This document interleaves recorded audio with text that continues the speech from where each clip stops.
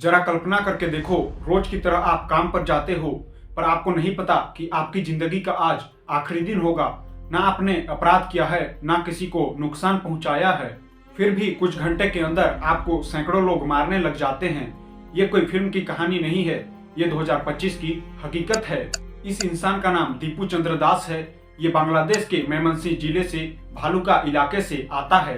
यहाँ एक garment factory है जहाँ हजारों लोग काम करते हैं। उन्हीं में से एक दीपू चंद्र दास था। कोई बड़े सपने नहीं, बिल्कुल सिंपल जिंदगी। लेकिन भीड़ को इतना जानना जरूरी नहीं होता। फैक्ट्री के अंदर एक बात फैलती है कि दीपू चंद्र दास ने किसी धर्म के खिलाफ कुछ गलत बात कही है, पर उसने ऐसा कहा उसका ना कोई वीडियो, ना कोई ऑडियो और ना ही कोई मैसेज या कोई भी सबूत नहीं मिलता है। लेकिन जब धर्म, डर और गुस्सा एक साथ मिलते हैं तब सबूत की जरूरत नहीं होती। भीड़ तभी बनती है जब अफवाह, डर, गुस्सा और अंत में हिंसा होता है। कुछ को तो भीड़ में से सच ही नहीं पता, कुछ लोग जानना नहीं चाहते और कुछ लोग हिंसा का हिस्सा बन जाते हैं। और फिर जो हुआ उसे तो आप लोगों ने देख ही लिया होगा। भीड़ से दीपू को अलग किया गया, मारा गया, पीटा गया, घसीटा गया और अंत में पेड़ से बांधकर उसे जिंदा जला दिया गया। कोई उसे बचाने नहीं आया क्योंकि उस वक्त नफरत इंसानियत से बड़ी ताकतवर थी। सबसे डराने वाली बात तो ये है कि ये सिर्फ एक अफवाह के कारण हुआ। अगर कल को आपके खिलाफ एक अफवाह फैलाई जाए तो क्या वही होगा जो दीपू चंद्र दास के साथ हुआ?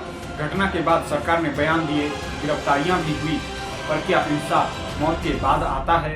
ये वीडियो ना किसी देश के खिलाफ है, ना किसी धर्म के खिलाफ, बल्कि ये अफवाह के खिलाफ है। आइए जानते हैं आज के इस वीडियो में कि अफवाह कैसे हथियार बनती है, मॉब लिंचिंग क्यों नहीं रुक रही।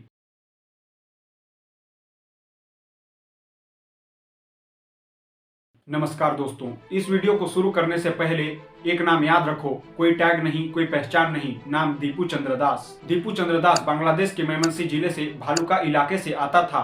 वह ना कोई पॉलिटिशियन था, ना ही कोई अपराधी। वह गारमेंट फैक्ट्री में काम करने वाला एक साधारण मजदूर था। हर दिन सुबह काम पर जाना, मशीनों के शोर में घंटों खड़े रहना और महीने की थोड़ी सी सैलरी से परिवार का खर्चा चलाना। जिस दिन यह घटना होती है उस दिन भी दीपू चंद्र दास के लिए एक सिंपल दिन ही होती है, पर उस दिन फैक्ट्री के अंदर एक बात फैलनी स्टार्ट हो जाती है कि दीपू चंद्र दास ने किसी धर्म के खिलाफ कुछ गलत कहा है। इस बात का ना कोई रिकॉर्ड था, ना कोई ऑडियो था। यह सिर्फ एक मुंह से दूसरे मुंह तक पहुंच रही थी। अफवाह की सबसे खतरनाक बात यह है कि वह अकेली नहीं चलती, वह साथ लाती है डर, गुस्सा, पॉलिटी।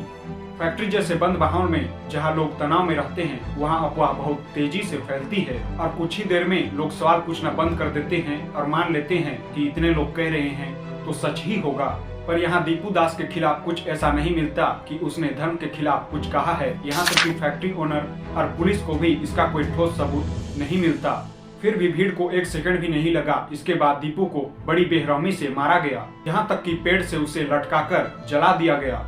सब लोग देख रहे थे, कोई वीडियो बना रहा था, पर उसे बचाने कोई नहीं आया। ये एक हत्या नहीं थी, ये एक हिंसा थी। भीड़ में हर आदमी सोचता है मैं अकेला कुछ नहीं कर सकता, इसे बिस्टैंडर इफेक्ट कहते हैं। भीड़ में हर आदमी किसी और से उम्मीद रखता है तो कोई कुछ नहीं कर सकता, इसी बीच हिंसा फैलती है। पर सवाल ये उठता है कि पुलिस उस वक्त क्या कर रही थी? ये हिंसा को क्यों नहीं रोका गया? ग्राउंड लेवल पर यह साफ दिखता है कि हालातों को हल्के में लिया गया। खबर लेट से पहुंची और जब तक खबर लेट से पहुंची तब तक बहुत देर हो चुकी थी। मॉब वायलेंस में कुछ मिनट पूरी जिंदगी बदल देते हैं, पर हिंसा यहीं खत्म नहीं होती है। यह वीडियो ऑनलाइन चली गई, गलत वीडियो, झूठे दावे और भावनात्मक नारों ने सच को ढक दिया। लोगों ने बिना सच या झूठ जाने इसे शेयर करना शुरू कर दिया। और ये सवाल पूछना बहुत जरूरी है कि दीपक एक अल्पसंख्यक समुदाय से था, और ये मानना भी जरूरी है कि जब कोई सामाजिक रूप से कमजोर होता है तो उसे अफवाह जल्दी निशाना बना लेती है।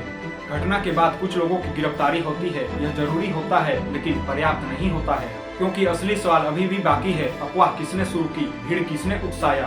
पर इसके बाद सवाल उठता है कि सरकार ने क्या किया? सिर्फ बयान दिए या फिर सच में कुछ किया? सबसे पहले तो ये समझना होगा कि घटना अचानक नहीं हुई। ये कोई 10 सेकंड वाली घटना नहीं थी या फिर किसी को समझने का मौका नहीं मिला। ये घटना फैक्ट्री में सैकड़ों लोगों के बीच होती है। अब सवाल बहुत सीधा उठता है कि यहाँ अगर हालात बिगड़ रहे थे, आरोप लग रहे थे, तो पुलिस क्या कर रही थी?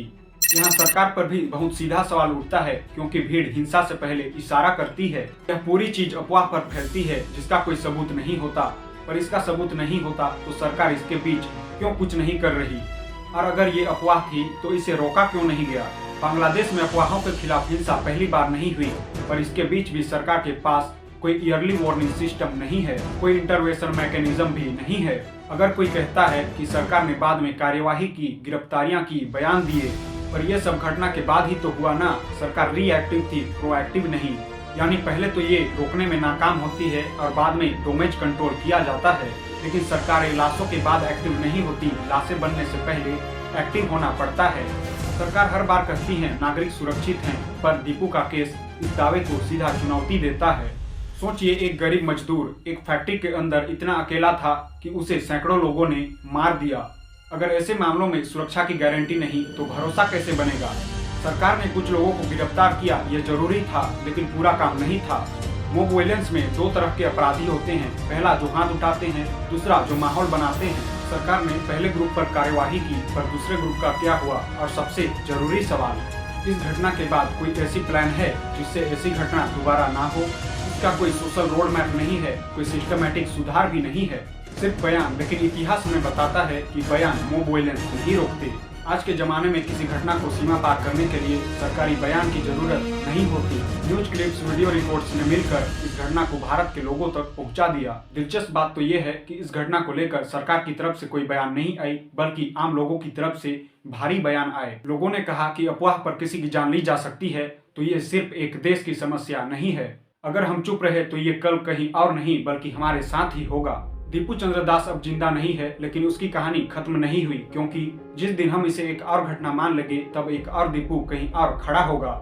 इस वीडियो में हमने सरकार की कमियां देखी, पर हर बार सरकार पर दोष डालकर हम अपनी जिम्मेदारियों से नहीं बच सकते, क्योंकि भीड़ में खड़ा हर इंसान सरकार नहीं होता, वह हम जैसे लोग होते हैं। भीड़ अचानक नहीं बनती, भीड़ तब बनती है जब हम किसी बात को बिना सोचे समझे किसी पर भी भरोसा कर लेते हैं और यह मान लेते हैं कि सब कह रहे हैं तो सच ही होगा। यहीं से भीड़ शुरू हो जाती है। बहुत लोग कहते हैं मैंने तो कुछ नहीं किया, पर मॉब वायलेंस में चुप रहना भी एक अपराध होता है और कई बार यह नुकसान करता है, क्योंकि हिंसा तभी बढ़ती है जब लोग चुप रहते हैं। सवाल ये है कि ऐसे हालातों में हम क्या करेंगे। सबसे छोटी और सबसे जरूरी बातें, सबसे पहले किसी भी आरोप पर बिना सबूत भरोसा मत कीजिए। भीड़ का हिस्सा मत बनो, हो सके तो हिंसा रोकने की कोशिश करो, क्योंकि आपकी एक आवाज कभी कभी दिशा बदल सकती है। मैं आपसे कोई नारा नहीं लगवाना चाहता, बस एक सवाल, कल कोई आपके साथ हो या आपके मोहल्ले में हो तो क्या आप चुप रहेंगे, या फिर ऐसी अफवाह फैलाई जाए तो क्या आप चुप रहेंगे। समाज सरकार से नहीं लोगों से बनता है और बदलाव हमसे शुरू होता है। धन्यवाद।